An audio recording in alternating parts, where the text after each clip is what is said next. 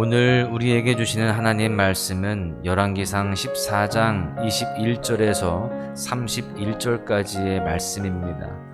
솔로몬의 아들 르호보암은 유다 왕이 되었으니 르호보암이 왕위에 오를 때에 나이가 41세라. 여호와께서 자기 이름을 두시려고 이스라엘 모든 지파 가운데에서 택하신 성읍 예루살렘에서 17년 동안 다스리니라. 그의 어머니의 이름은 나아마요 암몬 사람이더라.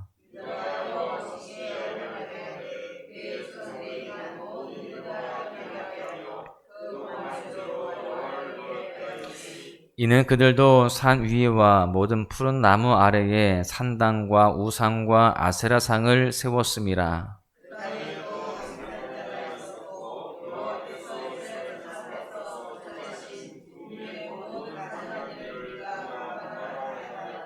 르호보암 왕 제5년에 애굽의 왕 시삭이 올라와서 예루살렘을 치고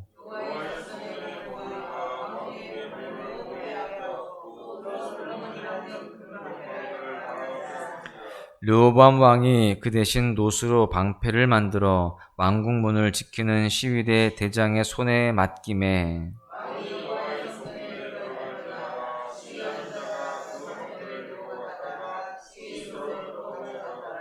르호보암의 남은 사족과 그가 행한 모든 일은 유다 왕 역대 지략에 기록되지 아니하였느냐. 르호보암이 그의 조상들과 함께 자니 그의 조상들과 함께 다윗성에 장사되니라. 그의 어머니 이름은 나아마요 암몬 사람이더라. 그의 아들 아비암이 대신하여 왕이 되니라. 아멘. 잘 알려진 말 중에 지피지기 백전백승이라는 말이 있습니다. 적을 알고 나를 알면 승리한다라는 뜻이죠. 사실 이 말은 손자병법에 나오는 말이 조금 바뀐 것입니다. 손자병법에 나온 원조는 이렇게 되어 있습니다. 지피지기 백전불태, 부지피 이지기 일승일부, 부지피 부지기 매전필태 이렇게 되어 있습니다. 좀 어렵지만 해석을 해드리자면 이런 겁니다. 지피지기 백전불태, 적을 알고 나를 알면 100번 싸워도 위태롭지 않다. 부지피 이지기 일승일부, 적을 알지 못하지만 나를 알면 한 번 이기고 한 번 진다. 부지피 부지기 매전필태, 적도 모르고 나도 모르면 매 싸움마다 위태롭다 이런 뜻입니다. 전쟁에는 늘 여러 가지 변수가 있기 때문에 손자병법에서도요 백전백승을 말하지 않고 백전불태를 이야기하지 않았나라는 생각이 듭니다. 그런데요 이 손자병법의 이 말은 전쟁뿐만이 아니라 사실 여러 분야에서 사용이 됩니다. 다른 팀과 경쟁하는 운동 경기에서도 사용이 되고 사업을 운영하는 입장에서도 또 사용이 됩니다.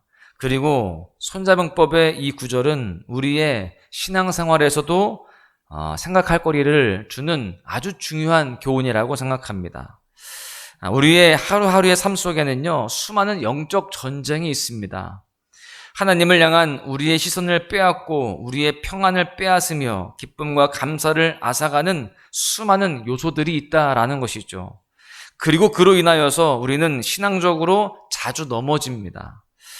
그러나 그때 우리가 기억해야 할 것은 우리가 지피지기 적을 알고 나를 알 때 백전백승 항상 다 이길 수는 없지만 덜 위태로울 수 있다라는 것입니다.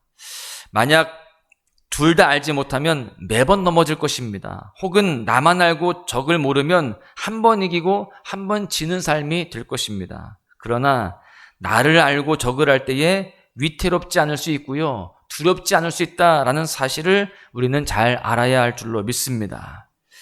우리의 믿음, 즉 주님께서 우리를 주의 자녀 삼아 주셨으며 우리와 늘 함께 하시고 돌보신다라는 사실을 아는 것은 나를 아는 것이 되는 겁니다.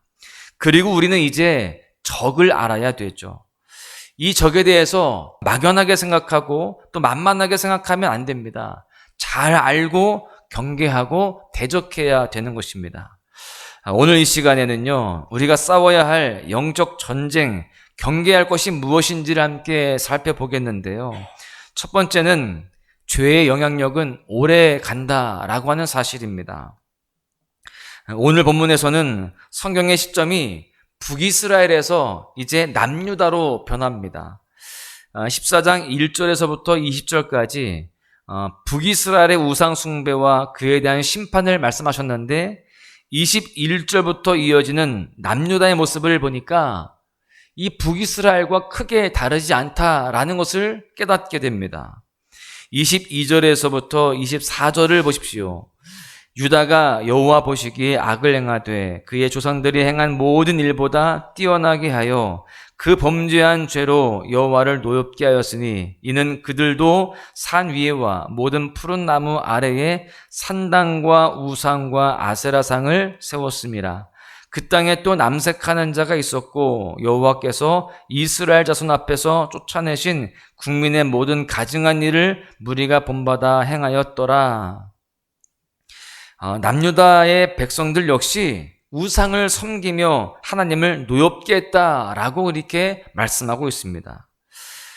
북이스라엘은 여로보암이 자신의 정치적 이익을 위해서 금송아지를 만들고 우상 숭배를 하게 했습니다. 그러면 남유다가 이렇게 우상을 섬기게 된 시작은 어디에서부터였을까요? 바로 솔로몬 때였습니다. 솔로몬은 나라의 안정을 위해서 이방 연인들과 그렇게 혼인을 하면서 동맹을 맺었죠. 그렇게 솔로몬과 결혼한 이방 여인들이 우상 문화를 가지고 왔고 또 솔로몬은 이방 여인들을 위해서 우상을 위한 산당을 세워 주었습니다. 솔로몬이 정치적인 이익을 위해 내린 선택이었는데 여러분 이 선택이 솔로몬이 죽고 난 이후 아들 르호보암이 왕이 되었을 때까지 영향을 미치고 있었다라는 것입니다. 25절에서 26절에 보십시오. 르호보암 왕 제5년에 애굽의 왕 시삭이 올라와서 예루살렘을 치고 여호와의 성전의 보물과 왕궁의 보물을 모두 빼앗고 또 솔로몬이 만든 금방패를 다 빼앗은지라. 여러분 결국 죄에 대한 심판으로 하나님께서는요 솔로몬의 그 시대에 주셨던 모든 부와 영광을 거두어 가시는 것입니다. 우리는 죄라는 것에 대해서 결코 가볍게 여기면 안 되는 것입니다. 한 번 정도 넘어질 수 있다고, 한 번쯤은 눈 감아줄 수 있는 것이라고 생각을 하면 안 되는 것이죠. 한 번 잠깐 엇나갔더라도 나는 얼마든지 다시금 회복될 수 있어, 금방 돌아올 수 있어 라고 생각하지만 여러분 그 죄의 영향력은 그렇게 가볍지 않음을 우리는 잘 알아야 됩니다. 금방 돌아올 수 있을 것 같고 또 금방 이길 수 있을 것 같지만 사실은 그렇지 않다라는 겁니다. 죄의 영향력은 막강합니다. 오늘 하루 나의 삶뿐만 아니라 하루하루 서서히 물들게 하며 지속적으로 영향을 미칩니다. 어느 한순간만이 아니에요. 이 죄는요 포기하지 않고 끝까지 나를 물고 늘어집니다. 그뿐만이 아니라 주변에까지도 영향력을 미칩니다. 북이스라엘이나 남유다의 역사만 봐도 그렇죠. 왕 한 사람의 불순종은 그저 왕 한 사람의 개인의 인생에만 영향을 끼치는 것이 아닙니다. 점차 확장되어 가면서 온 나라를 우상으로 빠지게 합니다. 사탄은 우리를 늘 미혹합니다. 한 번 정도는 괜찮고 나중에 회개하면 된다라고 또 일단 지금이 중요하다라고 하면서 신앙적인 고민을 자꾸 하게 합니다. 돌아가는 길보다 힘들어 보이는 길보다 편한 세상의 방법과 방식, 세상의 길을 택하라고 유혹을 합니다. 그러나 그렇게 시작한 한 번의 타협, 한 번의 죄는요 점점 더 계속해서 확산되어 갑니다. 오늘 하루가 아닌 우리의 삶에 굉장한 그런 영향력을 끼치면서 계속해서 포기하지 않고 우리를 시험하고 또 우리를 유혹하며 넘어뜨리려고 한다는 것입니다.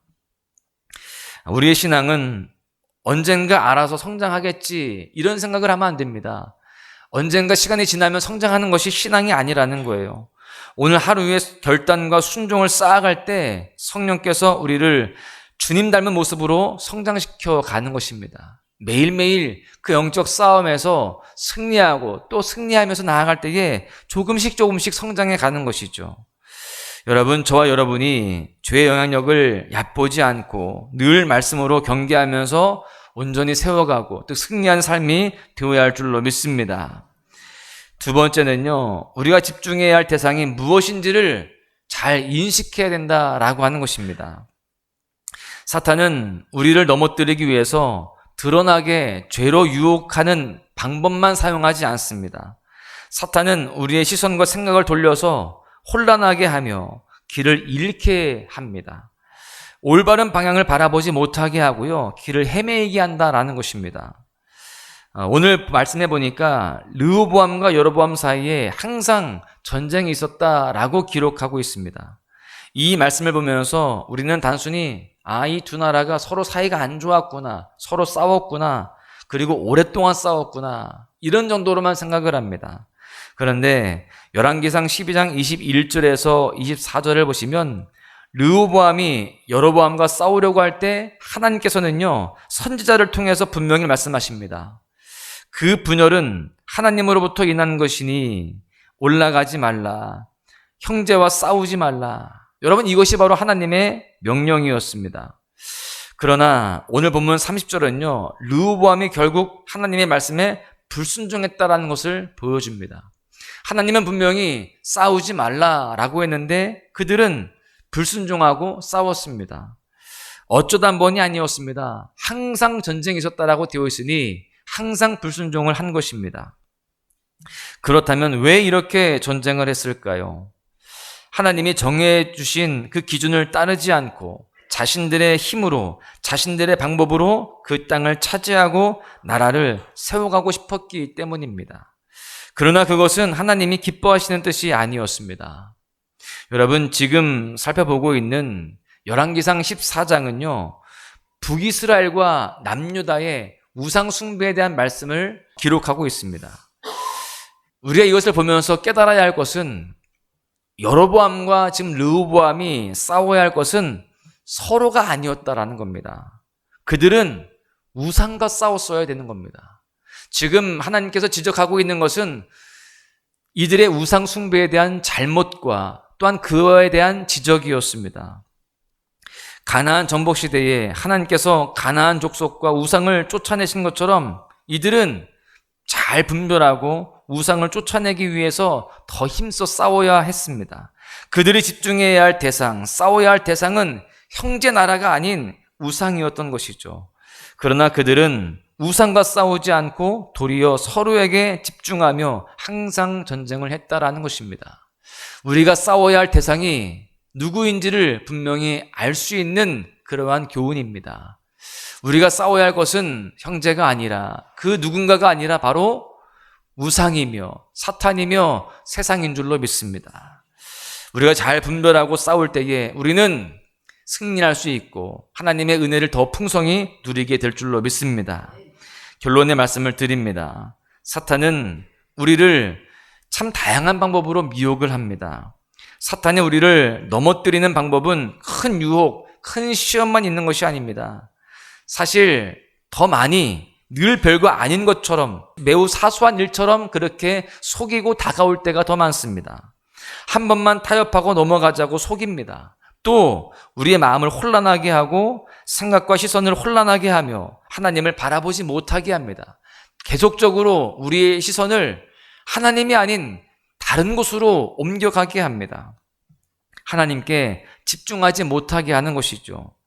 더 중요한 가치가 있는데, 더 우선해야 될 일이 있는데 그것을 생각하지 못하게 하고 깨닫지 못하게 하며 계속해서 죄된 것을, 세상의 것을 선택하게 만든다라는 것입니다. 우리가 이 사실을 기억하고 죄를 더 잘 경계해야 할 줄로 믿습니다. 사랑하는 소망가족 여러분, 사탄이 우리를 미혹하지 못하도록 늘 말씀으로 깨어 있어서 우리 심령을 잘 지켜야 할 줄로 믿습니다. 말씀으로 우리 심령을 깨울 때에 주님께서 말씀을 통해서 시험을 이겨나갈 힘을 주실 것이고요, 지혜와 또한 분별력도 주실 것입니다. 야고보서 4장 7절은 이렇게 말씀합니다. 그런즉 너희는 하나님께 복종할지어다. 마귀를 대적하라. 그리하면 너희를 피하리라. 사탄을 대적하는 방법은 하나님께 복종하는 것입니다. 우리가 말씀으로 우리의 심령을 채우고 말씀으로 하나님을 바라보고 하나님께만 집중하며 영적 전쟁에 임해야 할 줄로 믿습니다. 그럴 때에 우리는 승리하게 될 것입니다. 오늘 하루 말씀으로 시작하는 우리 모두가 늘 깨어있으므로 우리가 싸워야 할 사탄과의 영적 싸움을 잘 싸워서 승리하는 은혜가 가득하시기를 주님의 이름으로 간절히 축원합니다. 내 앞에 주어진